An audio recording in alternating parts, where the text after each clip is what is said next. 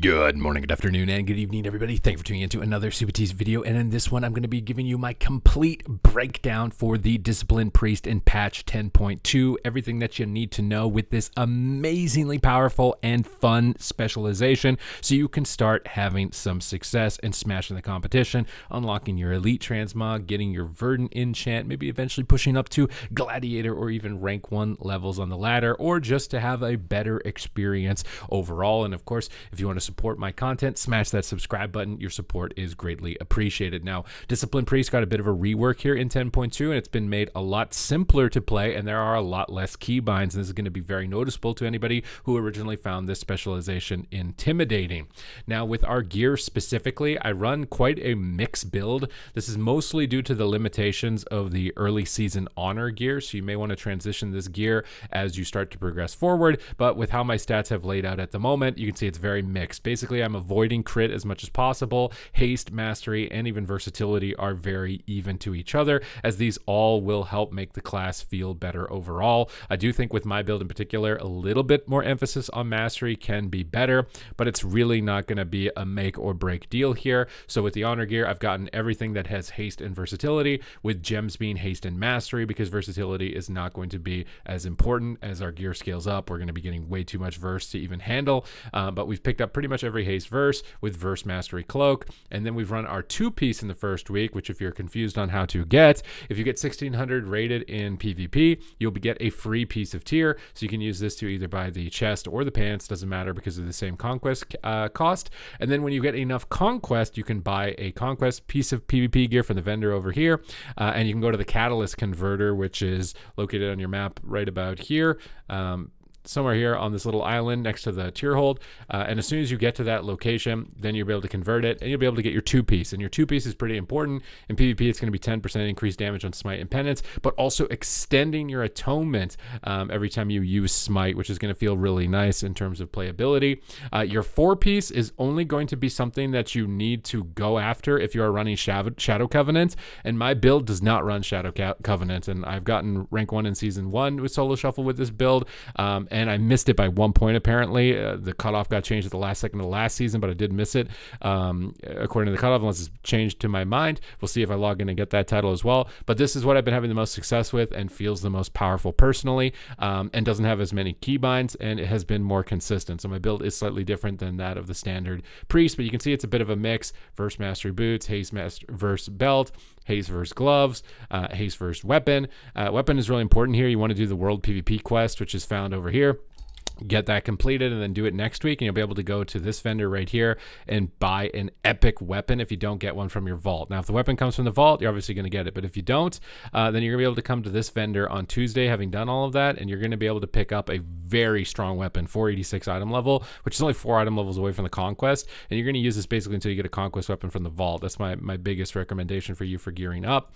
For crafted gear, I haven't quite gotten yet to making it personally on this character. My best recommendation is to select the piece of gear on your main statted gear, so in this case your shoulders, which are going to have the worst stats if you look at the set bonus.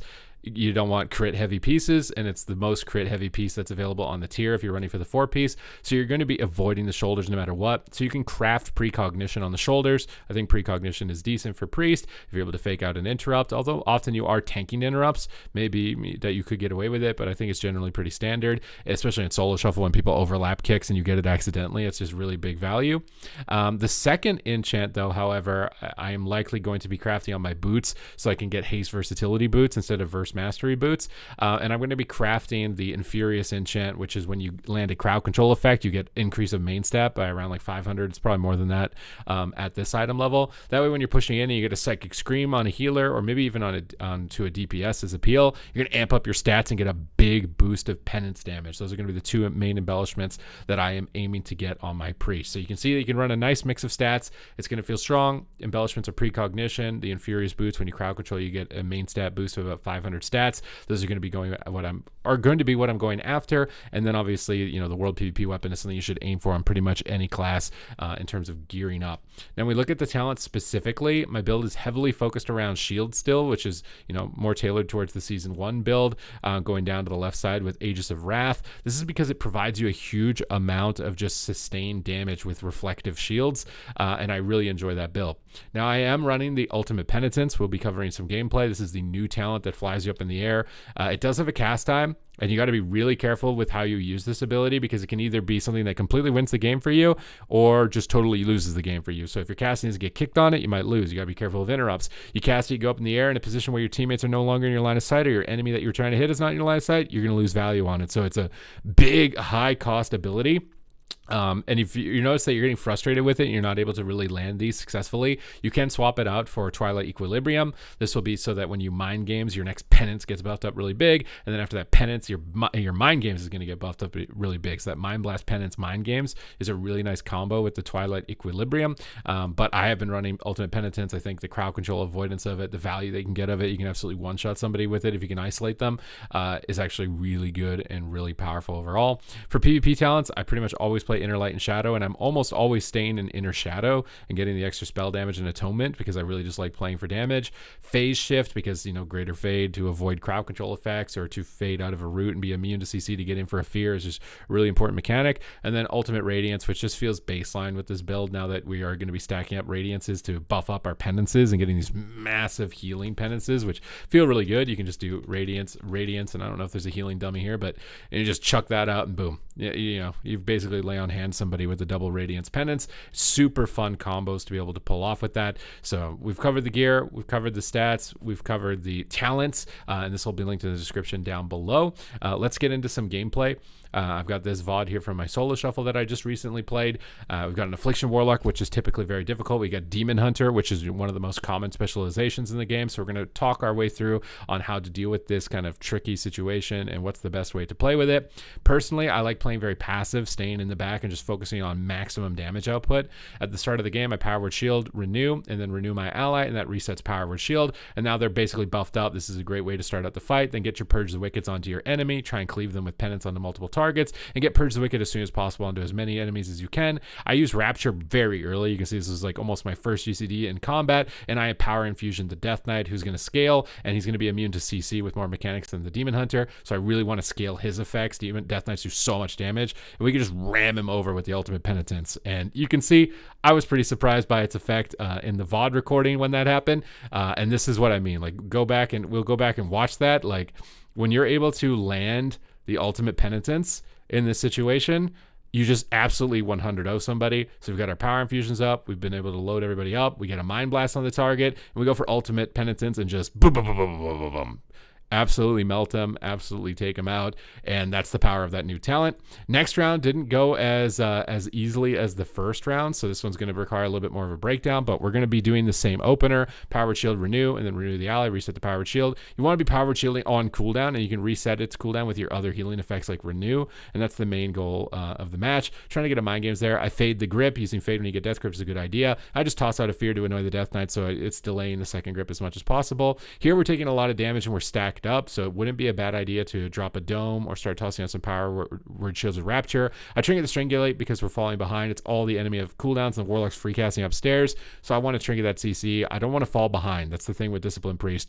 Don't be greedy with your cooldowns, and don't fall behind. That Strangulate is the last CC. I've been put on Fear DR, I've been put on Stun DR, so I can escape from it, and I've got Will later on if I need to. And you can see if you start falling behind, it becomes really difficult to recover. Pain Suppression, not going to be too greedy with this. Radiance to buff up our Penance, and now we've got to choose. Do we want to heal with this Penance or do damage? So I bait kicks with Mind Blast, and then Penance heal my ally. This is really important to bait kicks before you Penance, or position next to a pillar to line of sight. I take a risky gamble here dispelling off there with UA. I do not recommend dispelling against a Warlock whatsoever. You can no longer Greater Fade dispel. But Radiance, we've got all of our allies topped off. We're going to use Penance offensively here to cleave AoE heal. We don't need as much of a single target heal, and that's what you got to identify is if your teammates are all slowly losing health, you should offensively Penance. If one target's dying really fast, you should heal the target with Penance. Here we get an Ultimate Penitence, trying to avoid some crowd control and just trying to get our teammates topped off in this position. And now I'm hugging the corner so I can Penance and line of sight on the corner. Really important that you find corners in the maps that you can, so you'll be able to get those line of sights. I drop a barrier preemptively heavily here, hits the Strangulate. Our teammates are going to be really durable throughout that, but they're still almost dying. So he Radiance into a single target penance because our Evoker is getting hit quite heavily as opposed to our overall team. We drop a Pain Suppression. Difficulty of playing that corner as I was near an edge and I almost go down for this. We get back in line of sight. We Void Shift our health over. We get caught into a Sleepwalk. Our ally has Renewing Blaze up, but this is still really tense with how low they're getting. Our Rapture just came off cooldown, which is why it's really important to use that thing pretty much as soon as possible because it's going to be the only cooldown that you see multiple times in a game, usually as a Discipline Priest. Here we've got our Penance buffed up. Our guy's taking a lot of damage. We're a bit scared of an interrupt, so we're casting Mind Games. This will either land and then the DPS starts healing our ally, or they'll interrupt it and we can Penance and we can heal our ally to full. We're using Renew to reset the power of shields, and we got this guy really low, so I'm just spamming Shadow Word Death, and we're able to completely finish him. So I want to get one round where we're fighting the Demon Hunter because I feel like that's going to be really common, and it's pretty easy to win the game when you got the Demon Hunter on your team.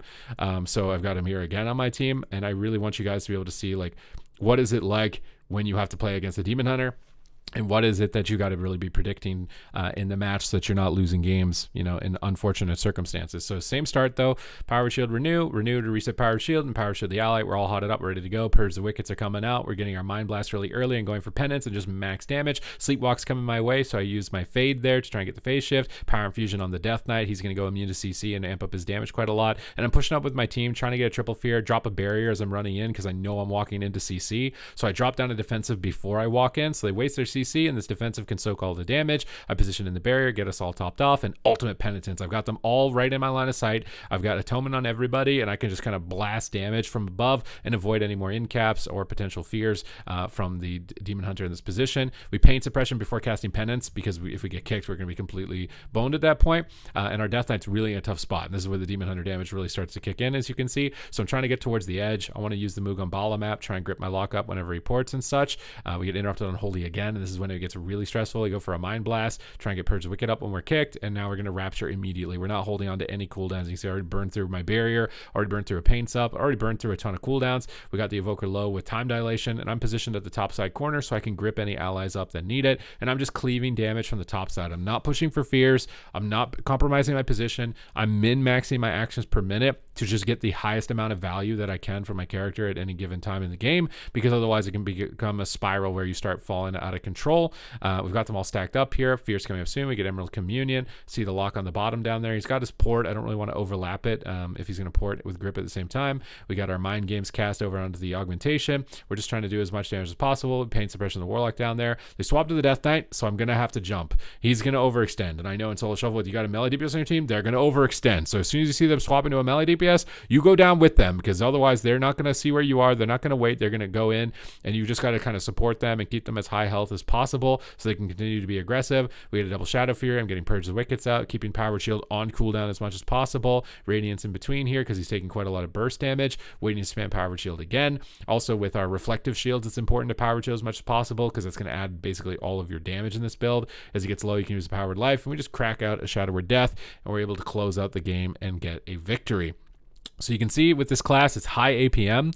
I really like the turret shield build because it just maximizes your overall throughput, and the Ultimate Penitence can be super fun when you find the opportunities to go for it. Bait interrupts with Mind Blast and Mind Games before you want to go for one of those important casts, or if you want to bait and go for a Mind Games, cast Penance first. A lot of people will kick Penance, and then you can Mind Blast and Purge the Wicked with Shadow Fiend and Mind Games and get a bunch of damage out. So just have a plan with how you're going to navigate around your interrupts so that you can maximize the spell that you want to maximize. And I think the other most important component is to make sure that your Power Infusion on cooldown onto the target is going to do the most amount of damage, and then also penancing single target when it's one target taking a lot of damage on your team, or offensively if everyone is kind of slowly dying at the same time. You can see in this instance, I've dropped down that Powered Barrier. It's soaking a ton of damage in the opener with this double melee cleave, and it's basically getting us through the opener, decently comfortable. It is a Demon Hunter, and you can see sometimes situations are really hectic, and we had to trade wall, we had to trade life swap. Sometimes those situations are going to be just unrecoverable. Sometimes you're not going to get a player that knows exactly what they're doing, and it can be tough.